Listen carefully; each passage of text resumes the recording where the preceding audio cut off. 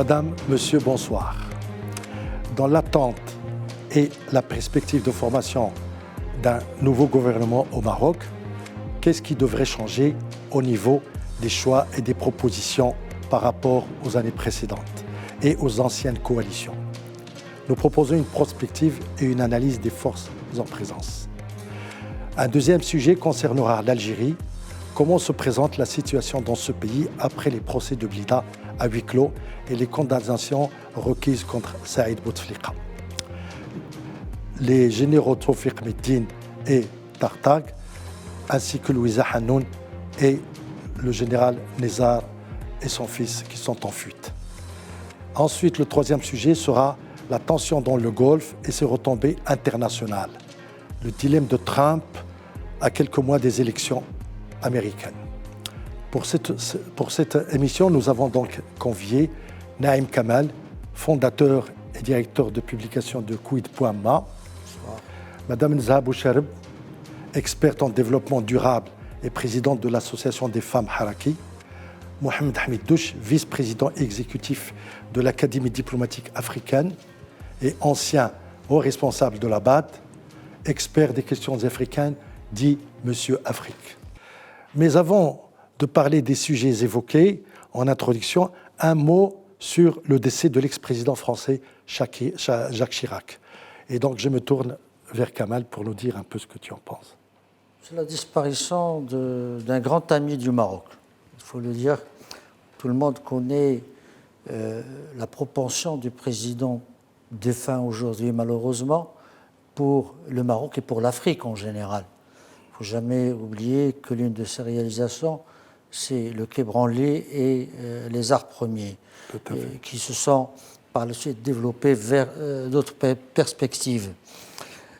Jacques Chirac, à mon sens, a été l'un des trois grands présidents de la France de l'après-guerre. Depuis 1945, on peut compter De Gaulle, François Mitterrand et Jacques Chirac, pour l'instant, du moins. Donc, c'est un ami qui a beaucoup séjourné parmi nous. Et il ne faut jamais oublier, j'ai en mémoire deux voyages du roi Hassan II, Allah yarhamou.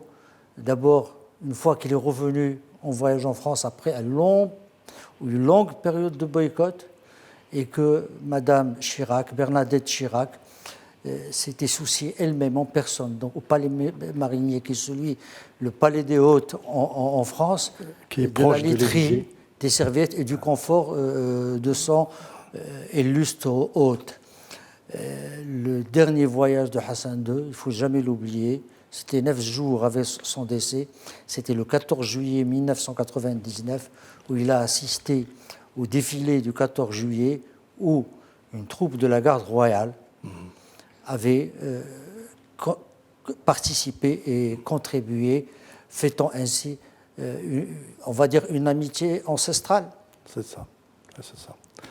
Qu'est-ce que ça vous inspire, madame, cette nouvelle triste? Effectivement, on a appris avec grand regret le décès de M. Jacques Chirac. Et c'est un ami du Maroc qui a toujours prôné aussi la paix et la démocratie. C'est une personnalité que le Maroc a toujours considérée comme un allié aussi. Et aujourd'hui, nous regrettons beaucoup la mort de Jacques Chirac et nous présentons nos condoléances à la France et au peuple français. Et vous, monsieur? Moi, je voudrais surtout rendre un hommage particulier au président Jacques Chirac pour son engagement pour le développement du continent africain. Au niveau de la Banque africaine de développement, nous avons lancé ensemble, sous son leadership, l'initiative Eau et assainissement en milieu rural. Les enfants, les femmes dans les villages n'ont pas accès à l'eau et donc il y a toute une série de maladies, n'est-ce pas, que vit la population dans les zones rurales. Et cette initiative lancée à Paris, sous leadership, du temps où la BAD était dirigée par notre compatriote Sir Omar Qabbaj, actuellement conseiller de Sa Majesté, a permis à la Banque de lancer une initiative qui a permis de réaliser de nombreux projets d'investissement en milieu rural pour permettre aux gens d'avoir accès à l'eau et aussi d'avoir un réseau d'assainissement qui soit à la hauteur des attentes des populations. Donc on s'incline devant sa mémoire, on lui rend un hommage particulier. C'était un grand ami du Maroc. Les liens que Jacques Chirac, son épouse, avaient avec la famille royale sont connus de tous. Donc il se sentait chez lui et son amitié pour le Maroc n'a jamais fait défaut. Je dirais, pour ajouter avant de passer donc aux autres questions, que le président Chirac, évidemment, outre l'amitié qu'il vouait au Maroc, était aussi un partisan, si vous voulez, du monde arabe qu'il connaissait bien. Preuve en est qu'en mars 2003, il s'est opposé et il a demandé à son ministre des Affaires étrangères de l'époque, qui s'appelle Villepin, de faire un discours vraiment qui pourrait s'apparenter à ce qu'on appelle l'opposition à la politique américaine en Irak.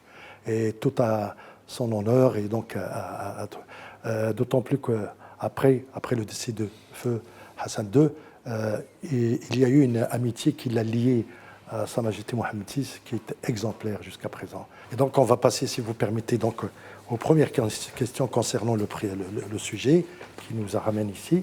C'est que tout simplement, comme je disais tout à l'heure, c'est Naïm, sur la base des informations donc parcellaires et surtout non confirmées, que pourrait-on ou devrait-on dire de cette conjoncture exceptionnelle qui nous rappelle donc certaines périodes, et notamment, comme je l'ai dit, 2011, 2015, 2016 plutôt, où le Maroc a attendu des semaines, voire des mois, avant de voir émerger un gouvernement. Qu'est-ce que vous en pensez ? Je crois que la situation, on peut effectivement la qualifier d'exceptionnelle.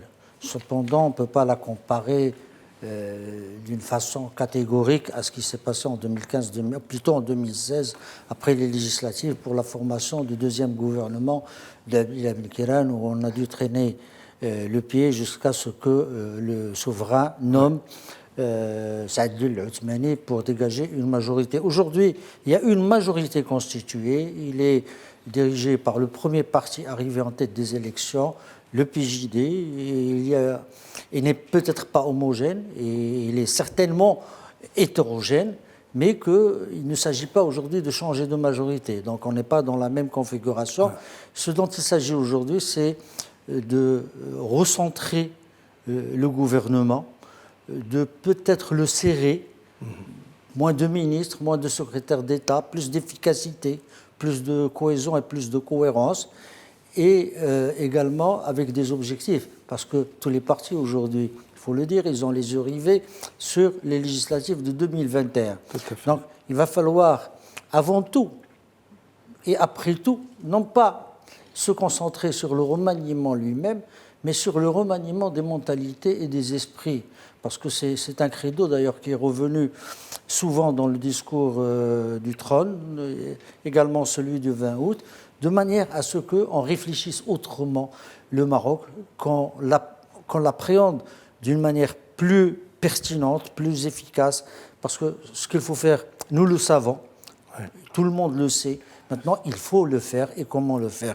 Donc c'est une étape, mais je crois que ça ne devrait pas poser beaucoup de problèmes. Je vous rappelle quand même que Sa Majesté, dans son discours du trône, a demandé explicitement du sang neuf, des compétences, de nouvelles compétences et tout. Est-ce qu'on va pouvoir quand même accéder à ces vœux ? Ça devrait se faire, ça devrait se faire. D'accord. Madame Bouchareb, selon vous, dans l'hypothèse d'un remaniement de fond en comble du gouvernement, c'est ce que beaucoup attendent impatiemment. Comment percevez-vous l'efficacité, les compétences de la future formation ? Et je veux dire, comment s'affranchir des pesanteurs, rétablir l'équilibre, la cohérence et l'harmonie ?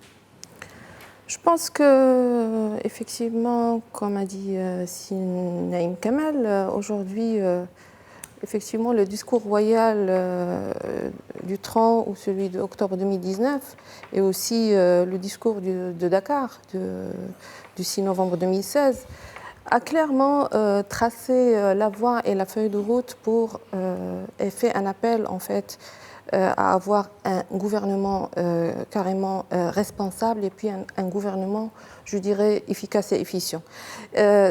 Si on part sur les messages royaux, il était clair que Sa Majesté appelait à déjà surpasser ou la dépasser un gouvernement qui travaille avec une sensibilité par rapport à la couleur. Donc aujourd'hui, partisane. Aujourd'hui, il faut dépasser cette sensibilité.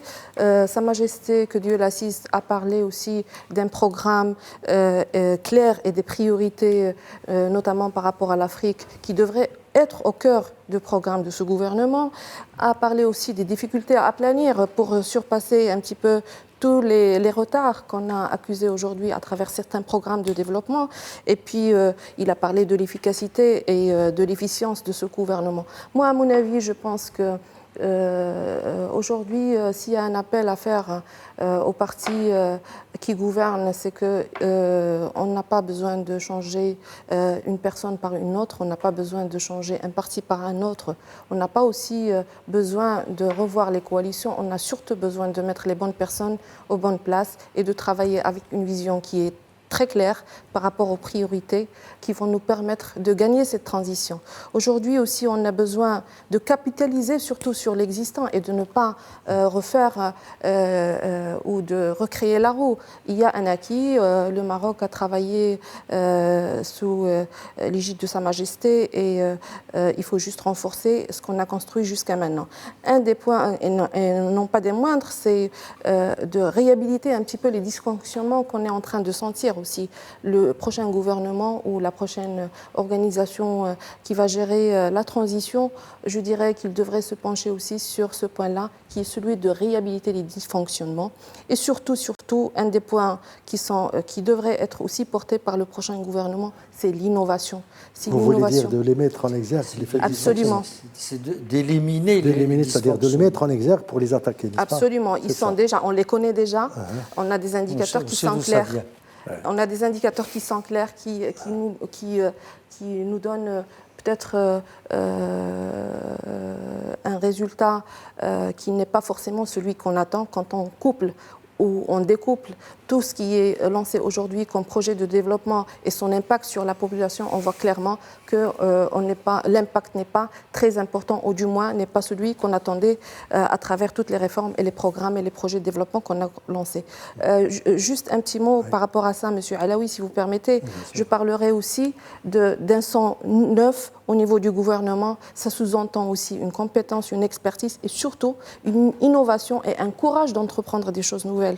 C'est-à-dire aujourd'hui, on a besoin d'innover pour d'abord accélérer un petit peu, d'innover et les politiques publiques et le service au public, c'est-à-dire le service aux citoyens. Et ça nous permettra d'avoir et d'assurer une certaine agilité et une célérité par rapport aux résultats et par rapport aux souffrances aussi traditionnelles que le citoyen est en train de vivre. Et c'est à partir de ça qu'on doit certainement mettre en place le schéma de ce gouvernement qu'on veut, et puis après penser et repenser à la structure qui va le porter, une structure facile, agile, à travers laquelle on peut asseoir la convergence, qui sera certainement le défi majeur pour atteindre les résultats escomptés. Voilà.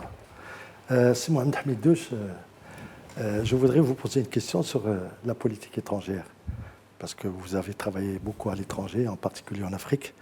Et la politique étrangère est un axe significatif. Sa Majesté trace le sillon et donne même le ton.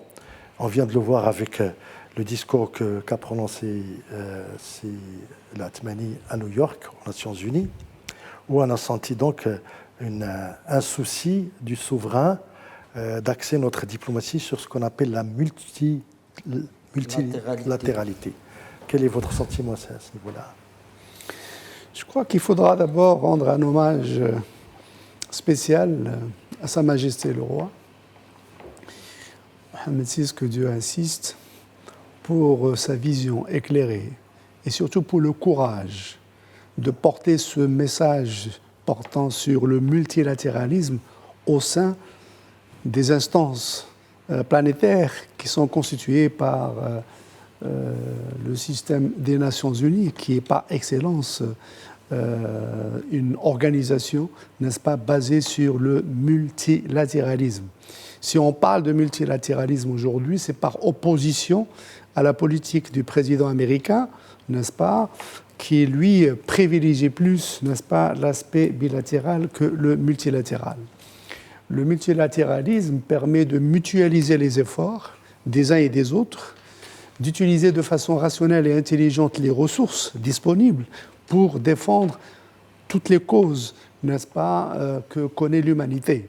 Donc, comme vous le savez, les Nations Unies ont adopté une stratégie de développement qu'on appelle les ODD. Donc, jusqu'à 2015, on avait 8 objectifs de développement. Aujourd'hui, nous en avons 17. Le Maroc a réalisé la majorité des ODD jusqu'à 2015. Il est fortement engagé et assiste aussi par son savoir, son réseau relationnel, notamment au niveau de notre continent.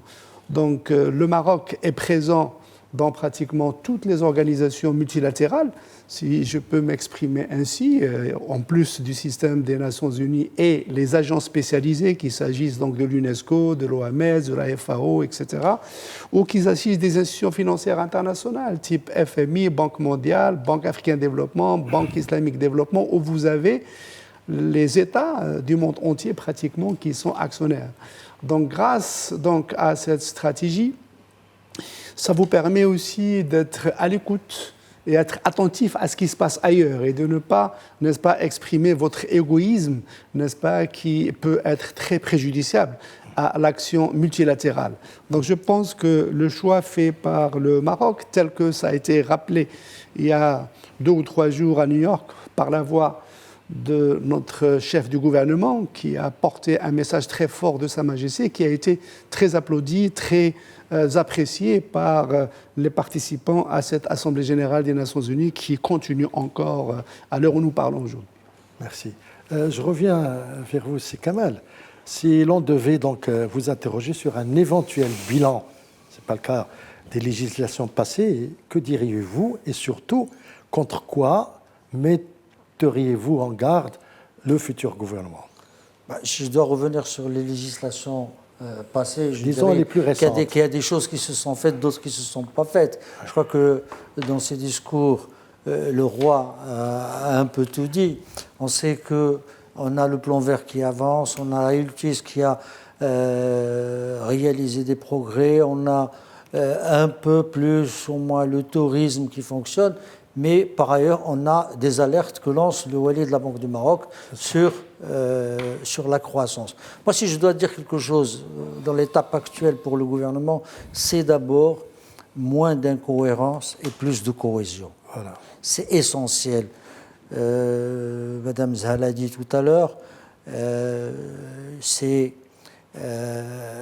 y a eu beaucoup de dysfonctionnements et beaucoup, disons, de querelles marginales dans ce gouvernement qui nous ont fait perdre ou qui nous retardent dans le temps. Aujourd'hui, nous sommes dans une perspective qui est en même temps assez claire et assez floue. Assez claire parce qu'il y a une commission qui va s'installer, qui va réfléchir et donc développer une vision de ce Maroc que nous voulons, que nous allons construire sur les acquis de ces 20 dernières années, et en même temps flou parce que les segments détaillés ne sont pas encore mis en route. Mais on connaît les secteurs sur lesquels il va falloir agir. On sait qu'il y a une urgence, l'éducation. On sait qu'il y a une urgence, la santé. On sait qu'il y a une urgence, l'équité spatiale. On sait qu'il y a une urgence, le monde rural. Donc, ce sont déjà de grands segments, 4 grands segments sur lesquels le gouvernement, dès maintenant, peut anticiper, parce que ça ne devrait pas être compliqué de le faire, anticiper le travail de la Commission et de ce qu'elle va générer comme objectif, comme théorie, comme concept, et gagner. Parce qu'il va falloir qu'on ne se perde pas dans cette fixation vers les législatives, dans le but rien que de gagner ces législatives. Il faut dès maintenant essayer de gagner du temps. D'accord, merci. Je retourne tout de suite la question à vous. Est-ce que vous pensez que la prochaine formation devrait compter plus de femmes ministres, Je dis ministre, plus que l'on a connu jusqu'ici, parce que jusque-là, on a connu surtout des femmes comme secrétaire d'État. Quel est votre sentiment? Merci de m'avoir posé cette question. Si Alaoui, je rappelle que les grandes réformes que la législation ou aussi les réformes constitutionnelles et la Moudawana ont été portées par Sa Majesté, que Dieu l'assiste, et on a assisté à des avancées très importantes par rapport à la situation de la femme, ainsi que d'importants signaux ont été aussi donnés par Sa Majesté à travers la mobilisation d'un certain nombre de compétences féminines dans des postes assez importants de décision. Aujourd'hui, malgré ces avancées, malheureusement, comme vous l'avez bien dit, on assiste à un retour en arrière, si j'ose dire.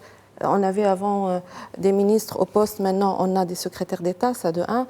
De deux, on donne à ces femmes des postes peut-être qui sont liés à tout ce qui est social et la famille, tout ça, alors qu'on a des compétences féminines qui peuvent très bien assurer d'autres secteurs, notamment les plus techniques.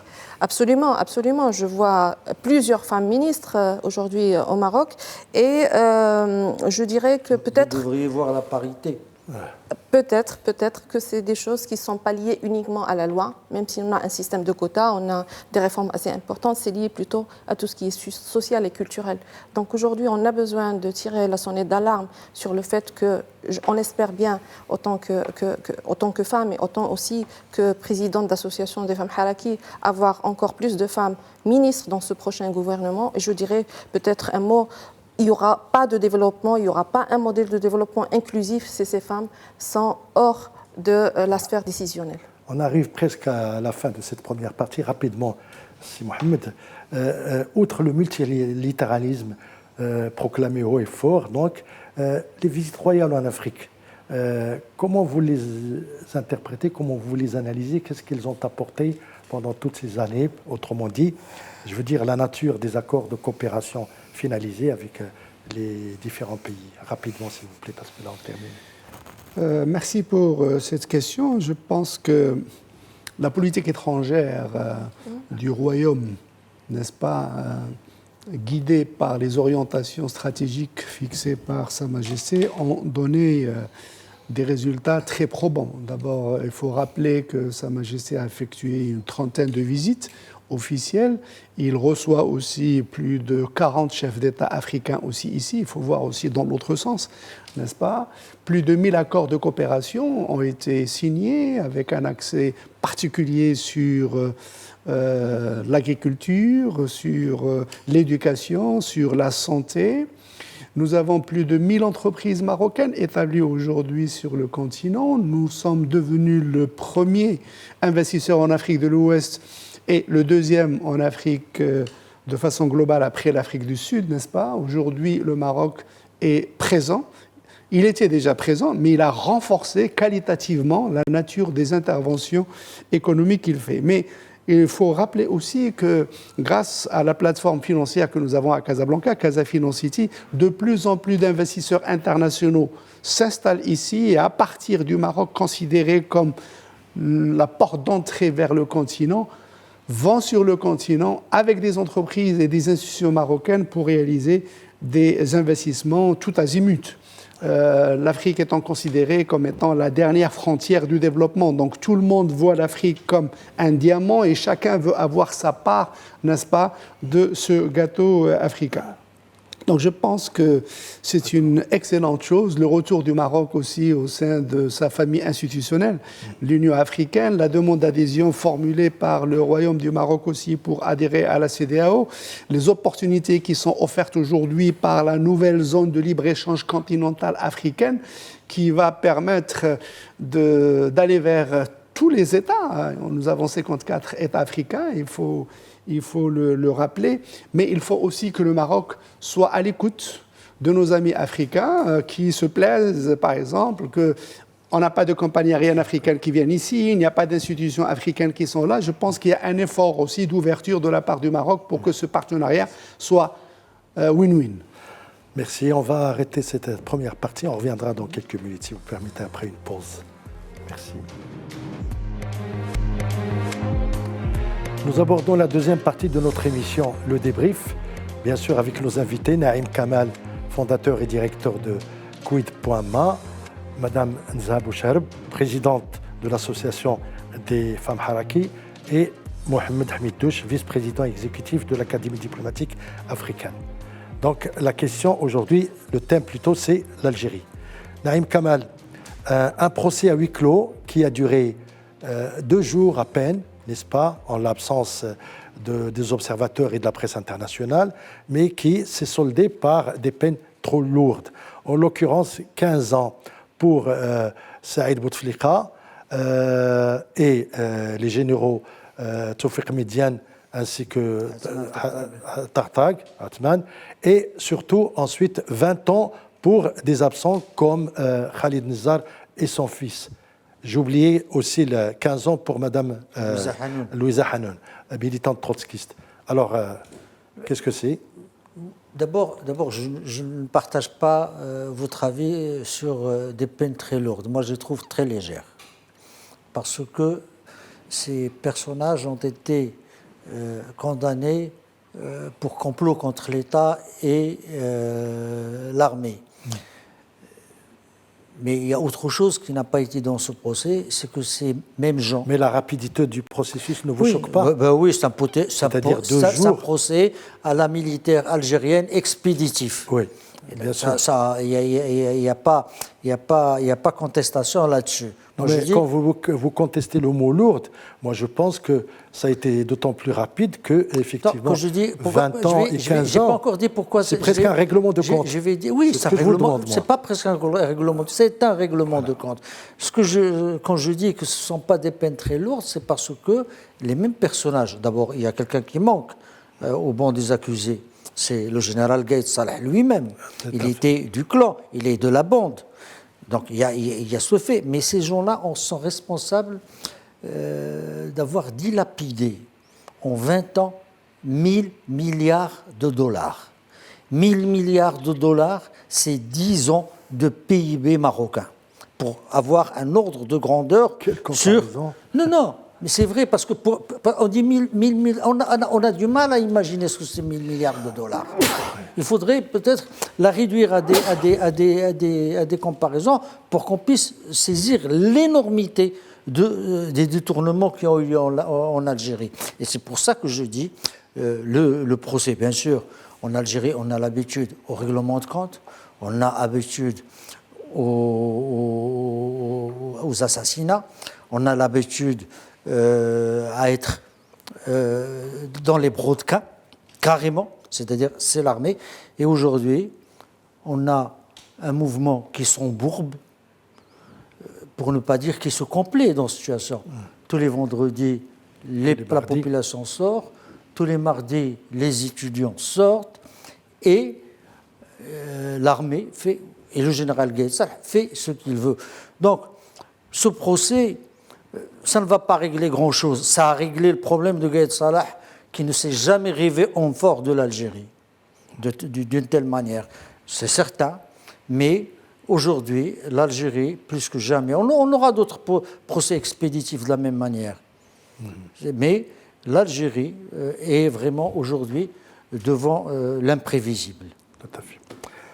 Madame Boucharb, puisque vous êtes femme militante, vous êtes très très très proche de la société civile, est-ce que vous pensez que le verdict qui vient de tomber donc à Alger, à Blida, va calmer un petit peu la contestation populaire et calmer un petit peu la société civile?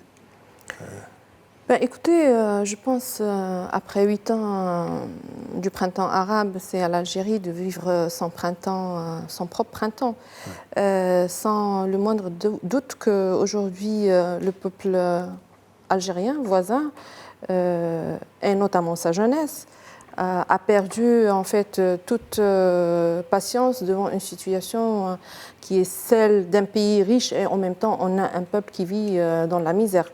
Aujourd'hui aussi, le Hirak algérien, à mon avis, ne va pas déraper vers la violence, parce que ce qu'a vécu l'Algérie les années 90 n'est pas, le peuple algérien, je pense qu'il n'est pas prêt à revivre les années noires, voilà, n'est pas prêt à payer une autre fois une lourde facture là-dessus.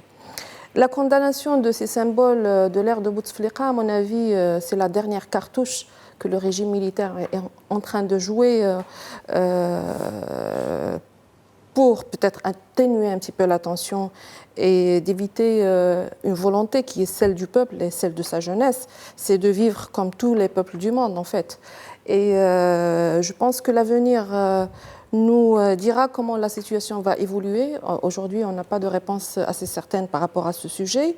Ce qu'on peut dire, c'est que le peuple algérien a montré une grande maturité politique par rapport à cette problématique. Et je pense qu'il va pouvoir jouer le jeu et installer une sorte de démocratie ou une transition vers la démocratie. Et notre souhait aussi, autant que Marocains, c'est que cette transition aboutira à une stabilité qui va profiter aux jeunes et aussi qui va profiter à tout l'entourage, peut-être par rapport aux pays voisins. Et cela ouvrira certainement une nouvelle perspective d'une vision maghrébine beaucoup plus inclusive et profitable à toutes et à tous.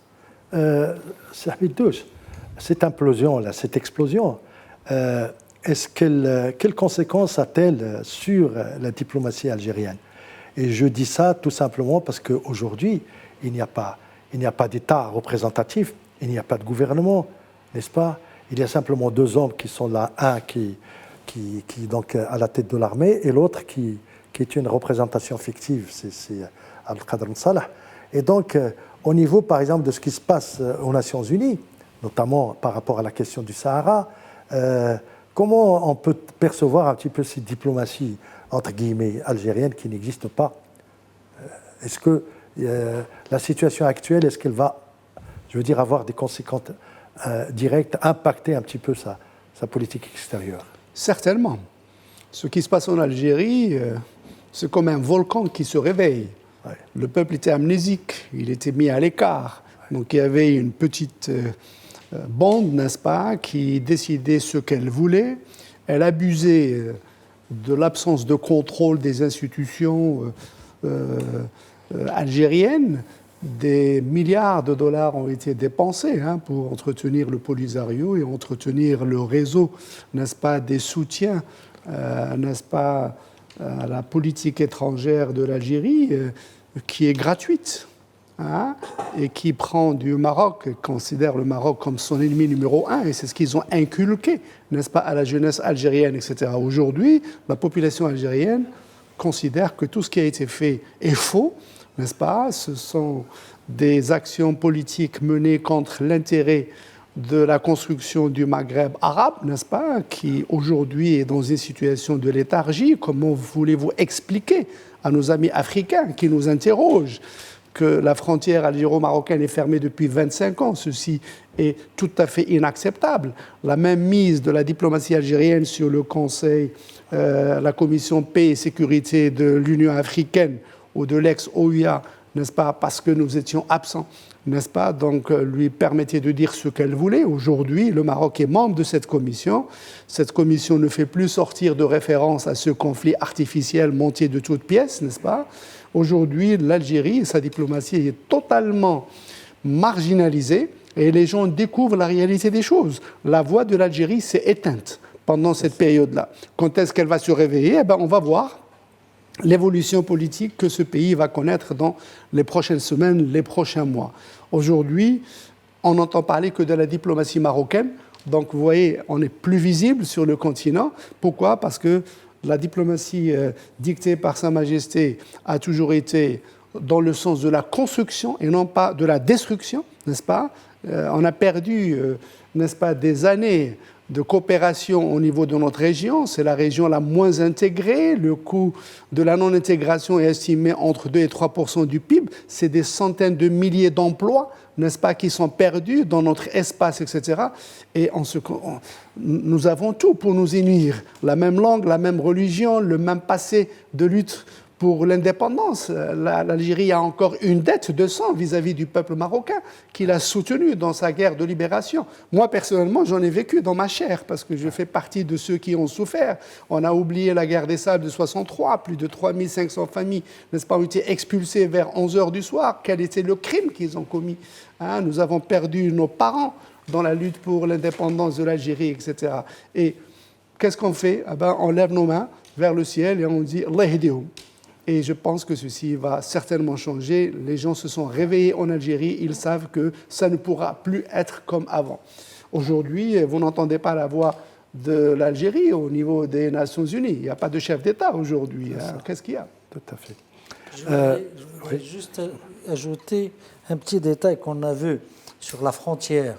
Jamais, avant le soulèvement, on aurait eu des Algériens qui oseraient venir à la frontière réclamer l'ouverture de cette frontière. Or, récemment, on a vu des Algériens se constituer en mouvement pour réclamer l'ouverture. Et ça, c'est un fait nouveau qu'il va falloir suivre, encourager et stimuler. Tout à fait. Merci. Si vous permettez, on passe à la troisième partie qui est donc le Golfe, la crise du Golfe et tout ce qui s'ensuit, et puis lié donc à l'Iran, au président américain Donald Trump, aux difficultés qu'il rencontre par rapport à cette situation. Et j'abonde tout de suite donc avec vous, Naïm. La guerre du Golfe, n'est-ce pas? Trump semble empêtré, mais alors empêtré à deux niveaux, c'est-à-dire dans un nouveau scandale qu'il implique à propos des élections, parce qu'il a demandé, et c'est prouvé, au président d'Ukraine d'enquêter sur les activités du fils de son adversaire, n'est-ce pas? Et en même temps, de pratiquement, je dirais, la gifle qu'il a reçue par le président iranien, qui a refusé net toute, comment dirais-je, négociation, malgré les pressions de l'Europe et de la France en particulier et de l'Allemagne. Alors, qu'est-ce que tout cela, donc, comment ça se passe? Bon. Je ne qualifierai pas ce que Rouhani, enfin, ou le refus de Rouhani de rencontrer Trump de gifle. C'est juste une attitude qui consiste à vouloir d'abord lever l'embargo et les sanctions économiques sur l'Iran, qui ont été dictées bien avant l'arrivée de Trump à la Maison-Blanche. Mais moi, ce qui m'interpelle dans cette histoire iranienne, dans le conflit, on va dire, entre les pays arabes du Golfe et l'Iran, entre l'Iran et les États-Unis, c'est que c'est un conflit qui dure depuis 40 ans, depuis l'arrivée des ayatollahs au pouvoir, c'est-à-dire en 1979, au pouvoir à Téhéran. Depuis, on ne cesse d'entendre parler de sanctions, d'embargo, de menaces, mais durant toutes ces 40 années, il n'y a eu aucune suite à ces menaces. On s'est toujours contenté des sanctions. Alors que quand il s'est agi de l'Irak, Bush, le père, n'avait pas hésité à y aller. Le fils encore plus. C'est une situation qui m'interroge quelque peu. Et je me demande pourquoi l'Iran, est-ce que parce que la donne a changé, pourquoi l'Iran pose tant de problèmes aux États-Unis? C'est-à-dire autant de problèmes à régler avec lui les problèmes qui se posent, la dénucléarisation, l'enrichissement, etc. Et puis une politique plus coopérative à l'égard de la région. Bon, il y a cet aspect. Il y a l'autre aspect, celui qui nous intéresse, nous, de l'autre côté, de ce côté-là, du Golfe arabo-persique, parce qu'il faut arrêter de l'appeler ou arabique ou persique. C'est un Golfe arabo-persique. C'est la façon d'appréhender. On voit, il y a deux façons de voir. Il y a celle de l'Arabie saoudite et des Émirats arabes unis qui ont pris un peu cette histoire comme un jeu vidéo, une guerre de jeux vidéo, que ça allait être une promenade de santé et qui s'est avéré un embourbrement dans un conflit qui dure depuis 3 ans avec des résultats catastrophiques sur le Yémen et sur la stabilité de la région. Il y a l'autre attitude plus constructive, c'est de dire il y a la géographie, il est têtu, on ne peut pas la changer, et tous ceux qui ont essayé de changer la géographie se sont cassés les dents. Donc, et de dire essayer de construire dans cette région, faire changer la donne de manière à rétablir plus ou moins un équilibre régional qui ne passe pas forcément par l'affrontement militaire. Madame Bouchard, il y a une autre dimension que je vais donc aborder avec vous, c'est que la guerre au Moyen-Orient, c'est aussi et surtout une guerre de pétrole. Et plus tard, je pense qu'elle sera aussi une guerre pour l'eau qui est une denrée de plus en plus raréfiée dans la région. Il y a aussi les idéologies, les cultures et les civilisations, et c'est l'environnement. Et donc, Donald Trump a renié l'accord nucléaire, il s'est retiré de tout. Quel est votre sentiment par rapport à ce spectre qui s'annonce donc dans cette région? Écoutez, M. Alaoui, je ne suis pas une spécialiste de géopolitique, mais je suis quand même l'actualité, et surtout quand il s'agit des thèmes qui rentrent principalement dans mon domaine d'activité, à savoir la rareté de l'eau et les conflits et les guerres qui peuvent émaner à travers une gestion chaotique de la ressource. Mais avant ça, je voudrais dire aussi que, en fait, la problématique au niveau entre l'Iran, c'est une problématique ou c'est un problème qu'on vit depuis fort longtemps, et c'est pas forcément un conflit entre religions ou un conflit culturel ou un conflit entre les sunnites et les chiites. C'est plus que ça. C'est, comme nous savons, c'est un conflit de confrontement en fait des intérêts purement économiques, que ce soit régional ou international. Et le fait que les États-Unis ou Trump a fait marche arrière sur l'accord de 2016, ça reflète parfaitement peut-être la peur ou un sentiment d'instabilité par rapport au renforcement de l'Iran à travers cet accord. Chose qui a fait aussi que l'Iran aussi a compris le jeu et a compris que même si Trump aujourd'hui fait marche arrière sur ce traité et qu'il rentre aussi, qu'il avance dans l'enrichissement, que l'Iran avance dans l'enrichissement de l'uranium, ça ne va pas causer ou déclencher une guerre, parce qu'il y a une conjoncture qui est là, il y a les élections qui vont venir bientôt, et donc ils savent pertinemment que Donald Trump ne partira pas sur une solution de guerre, et du coup l'Iran commence... De la Russie et de la Chine. Absolument, avec le retour... soutiennent tout à fait. Tout à fait. Proclamé. Hein. C'est ça la différence entre la guerre d'Irak. Il y avait un monde monopolaire. Tout à fait. Et aujourd'hui, le monde n'est plus aussi monopolaire qu'il l'était avant. Il est multipolaire, évidemment.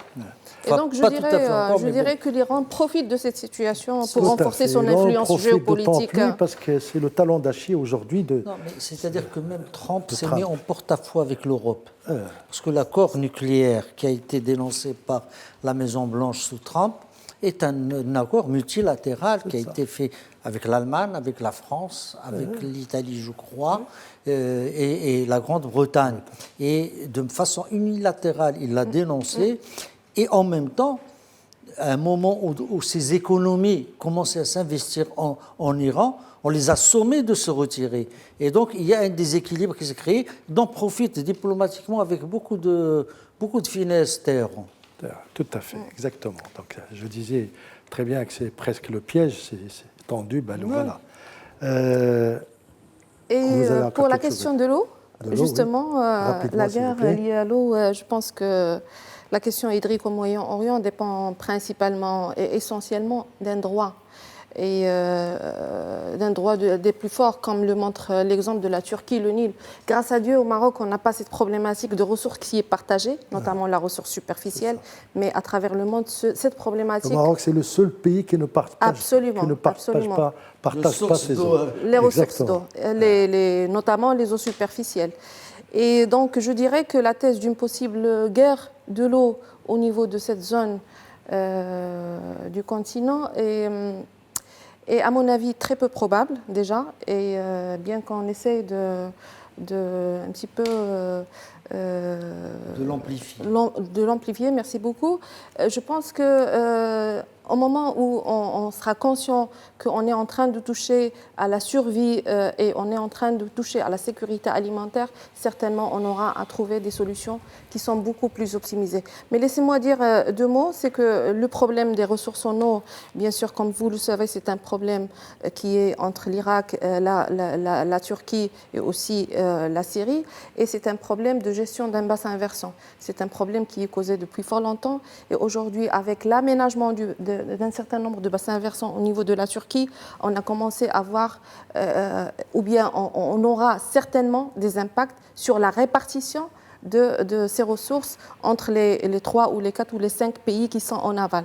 Et du coup, je pense que les pays dans cette zone-là ont tout intérêt à repenser une stratégie de gestion des ressources en eau inter-région et inter-bassin et inter-pays qui va permettre de sauvegarder la ressource et de la répartir de façon équitable entre tous les pays. Ceci dit, je pense que la prochaine, peut-être, guerre qui aura son impact sur cette péninsule, c'est effectivement la guerre relative à la gestion des ressources en eau au niveau de ce bassin. Merci.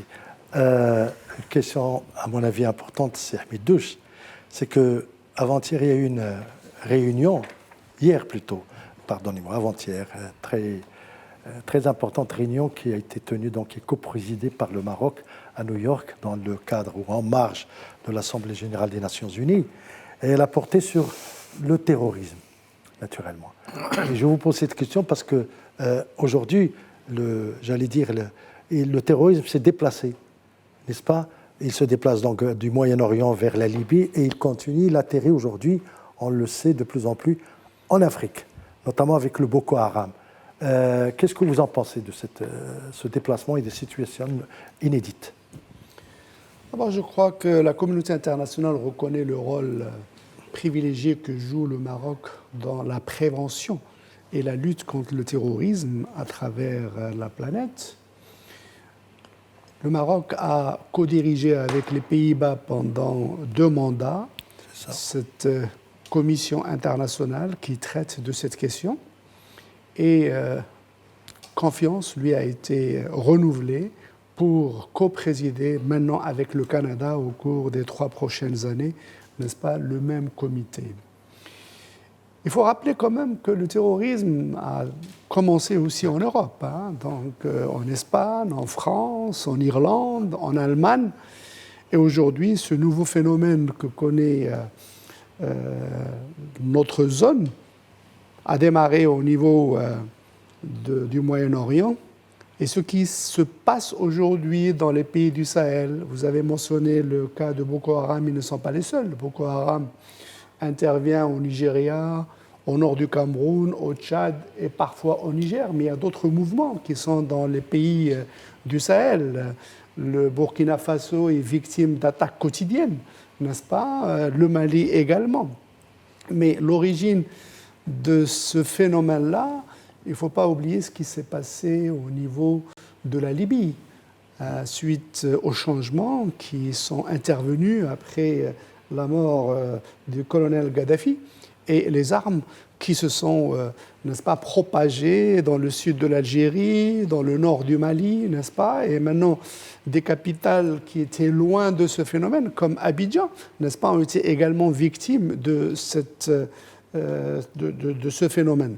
Donc, il y a eu une réunion importante au niveau des Nations Unies, des ressources financières estimées à $1 milliard aussi ont été mobilisées pour aider les pays du Sahel pour lutter contre ce phénomène-là. Aujourd'hui, tout le monde vit avec ça, tout le monde intègre, n'est-ce pas, dans sa vie quotidienne ce phénomène-là, et par conséquent, je crois que mutualiser l'effort des uns et des autres et de la communauté internationale pour mettre un terme à ce phénomène, n'est-ce pas, c'est à la portée de la communauté internationale. Je pense que dans les prochaines années, dans les prochains mois, je pense que ça va changer complètement. Mais l'échange d'informations, l'apport que les services marocains, n'est-ce pas, partagent avec, n'est-ce pas, tous les partenaires, qu'ils soient en Europe ou en Afrique, est très apprécié. Et c'est pour cette raison-là que le Maroc a été choisi à nouveau pour continuer à coprésider cette coalition mondiale de lutte contre le terrorisme. Merci.